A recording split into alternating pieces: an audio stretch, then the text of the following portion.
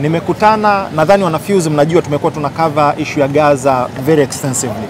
Na nimebahatika kukutana na mtu ambaye ametoka Gaza. Leo tunapata bahati ya kukutana na mtu ambaye atatuambia exactly kinachoendelea na historia. Sisi tumekuwa tunachambua. So what I've been telling them that I met a brother all the way from Gaza, and we've been covering the Gaza issue, and today we're blessed to find someone who's directly from there. Could you please introduce your name, please? I'm Anas from Gaza. Anas I'm from having Gaza. a great time here in Tanzania. Tanzania. So yeah, I was on Gaza during the war. During I the left war. after 4 months maybe. Okay. Yeah, first to Turkey and then Okay. yeah, I'm here now. Is there any way of you communicating with the brothers? Yeah, there's some communications, but it's not the same. I mean, now you can just find your friend having an internet every hour, every 2 hours. No, it's bad, yeah. It's not the same. So, there's narratives from both sides. Can you just very briefly tell us what really happened on October 7th? What's your I understanding? mean, we've been living a bad life for years. Yes. I mean, I'm 22 now. I never went to Al-Aqsa Mosque, which is very bad if we want to think about it religious. I mean, Yes. be religious about it. Yeah. So that's our first mistake. Then the other things that we wasn't having electricity to live like people. We were getting 4 hours, 8 hours daily. That is even before the October 7th. Yeah, there's many things that made October 7th starts. It's not only, oh, we need to start it. No, there's many things. The life there was... How was the water? Were you getting water? Were you self-sufficient in water? I mean, yeah, but if you don't have electricity, how are you gonna make the water? Water, So okay. We need them to provide us with gas first to make everything work and electricity. So, you know that. who controlled the electricity? Them. Them. Israel. Who controlled the gas? Them. Israel. Them. Okay, so So Gaza. basically, we were restricted all the time. So Yeah, I remember one of I've forgotten his name, but he's a former American president who said Gaza is an open-air prison. So it's like you that's guys. right. Open air prison. He was right. Okay, and so that's how life was. You were born in that kind of situation. Yeah. Okay. How's the schools there? How was the basic life before October 7th? Just basic normal life. I told you, like the jobs, the things, it's not that, it's not good at all. I mean, the best salary you could get there maybe $300 maximum. That's maximum. And but also the prices there are expensive. So $300 is nothing. Nothing. Yeah. The life is very expensive. Yeah. Also, I told you about electricity things, about maybe fishing on the sea. Yes. There's a limit.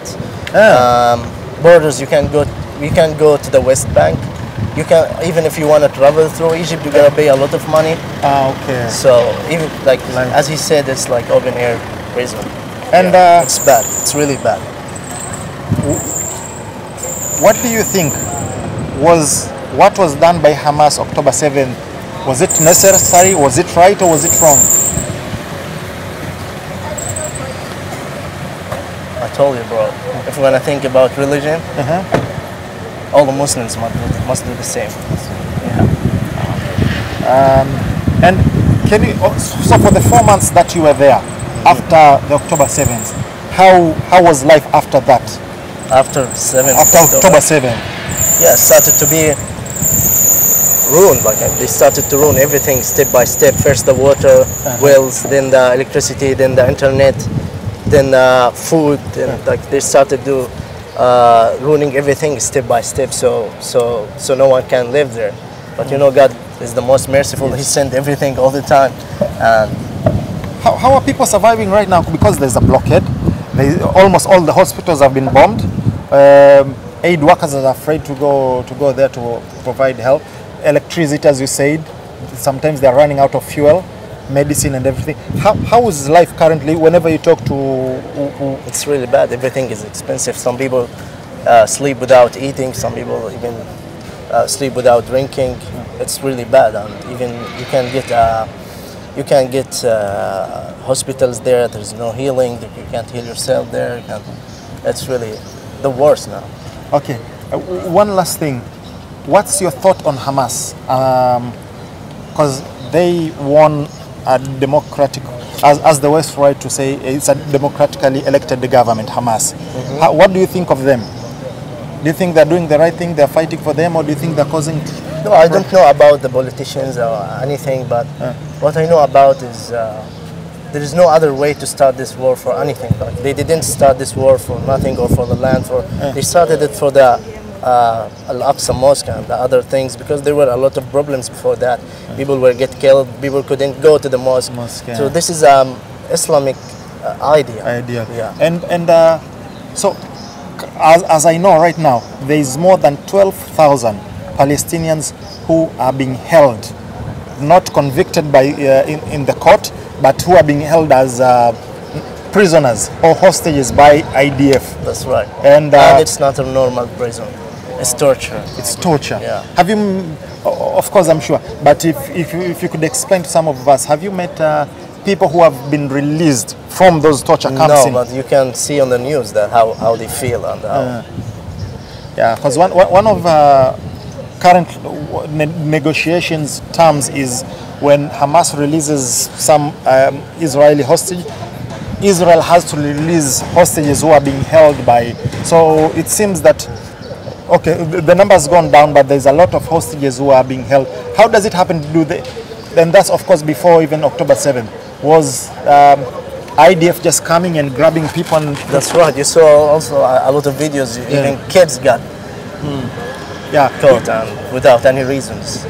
You know, we've been seeing this on the news, but it's different seeing it from someone who's from Gaza, directly getting it directly from you.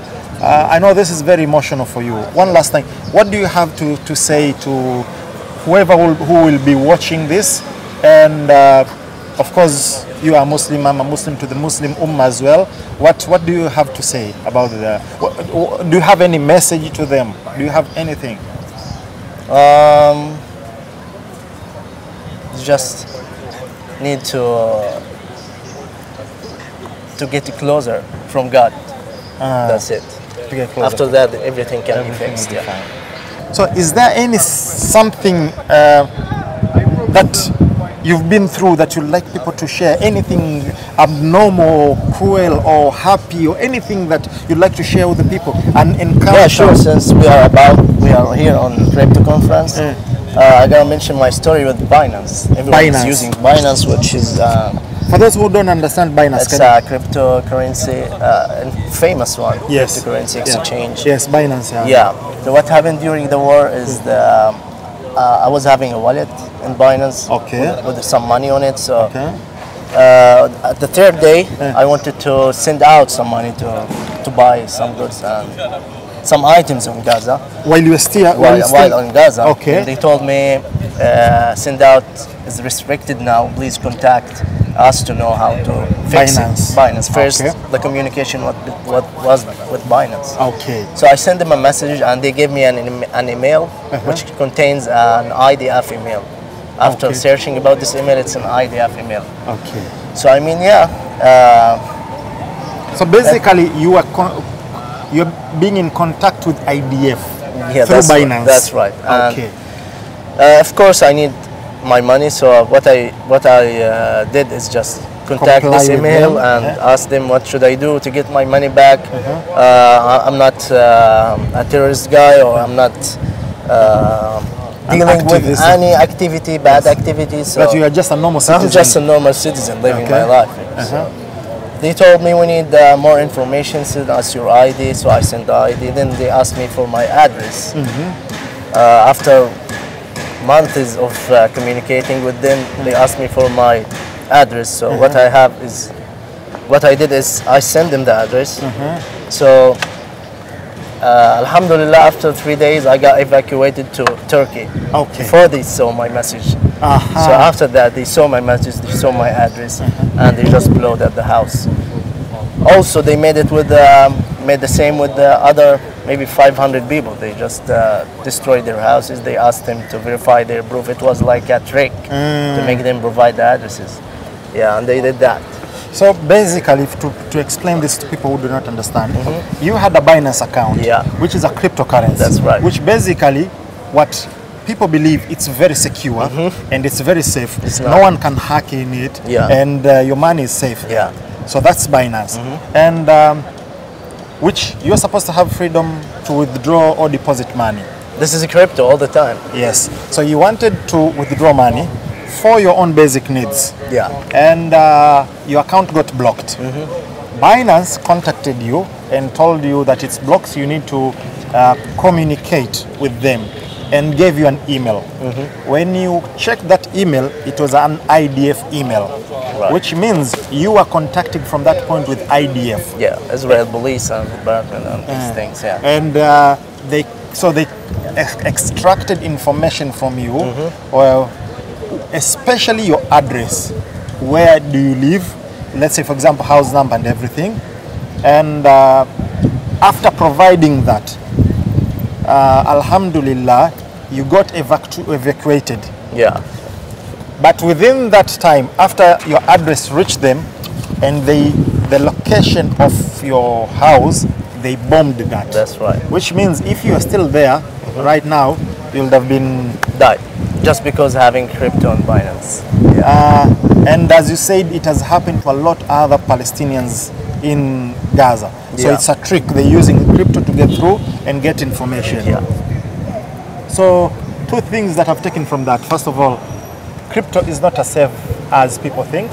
And just with Binance is not safe, but it's safe if you have a self-custody wallet. It's your wallet. But now you're doing with an exchange. But this exchange asks you to KYC, which is know your customer. They get your information, they get your ID, so they have control over your crypto. But if you have a self-custody wallet, you get you own your wallet, you own your crypto. Yeah, actually, I've been following up on this. This is what I believe. Bitcoin, which is the largest crypto, is actually, in reality, it's owned by NSA.